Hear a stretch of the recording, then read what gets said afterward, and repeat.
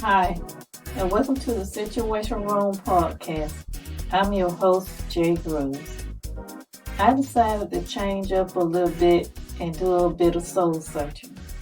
On my last podcast, I began to talk about fear and how some fear is natural and normal. Biblically speaking, God did not give us a spirit of fear.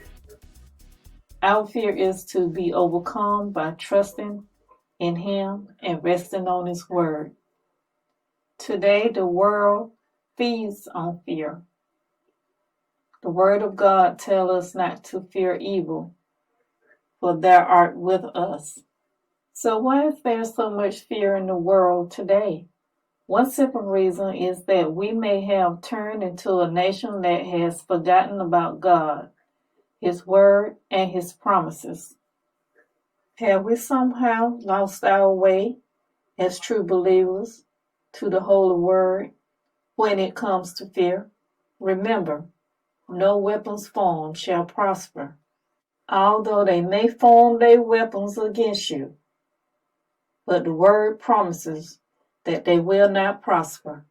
The Holy Word teaches us that fear is of the enemy, that it comes to rob you of your joy and happiness. Anytime fear takes over you, the enemy knows he has you right where he wants you. When we're sometimes faced with uncertain fears, we can always turn to God's Word that remind us of His promises of protection for our lives. Note that when it comes to fear from your enemies that you're facing, you have already been given the power and authority. Luke 10:19 reads, "Behold, I give unto you power to tread on serpents and scorpions, and all over the power of the enemy, and nothing shall by any means hurt you." Now it is totally up to all of us to exercise the power and authority that we have been given to face all the challenges we are living today. Let no man put fear in your heart, for he is a liar and a thief, and he is of the enemy that comes to kill, steal, and destroy.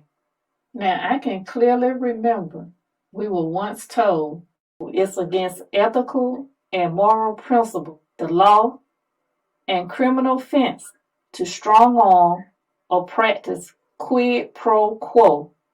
But we are now beginning to see those same entities that told us that this was wrong, then turn around and do that very same thing.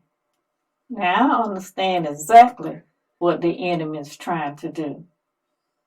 They want an all-out battle with God. They want to try and force God's hand. But God isn't tempted by no man, neither does He fear any man, for He is the creator of the universe. Satan tried to tempt the Son of God, but by the Son of God knowing who His Father was and His Word, He was able to tell Satan to get behind Him and not to tempt the Lord thy God. Sometimes you just have to tell your enemy to get behind you. Let no man tempt you. That's the message. That's the message that I'm trying to relate to you today. Remember that Satan is the author of quid pro quo. But let me tell you, his promises are empty and it's not backed up by anything. It's not my place to tell anyone what to do. Make what choices you have to make for yourself. Only you have to live with the choices that have been made. Rest in your heart and in your soul that you did the right thing for you. I hope today's podcast has been a blessing to you.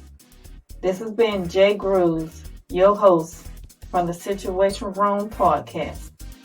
Thank you for watching. Be sure to subscribe, like, and share. Be sure to click the notification bell to receive new video uploads.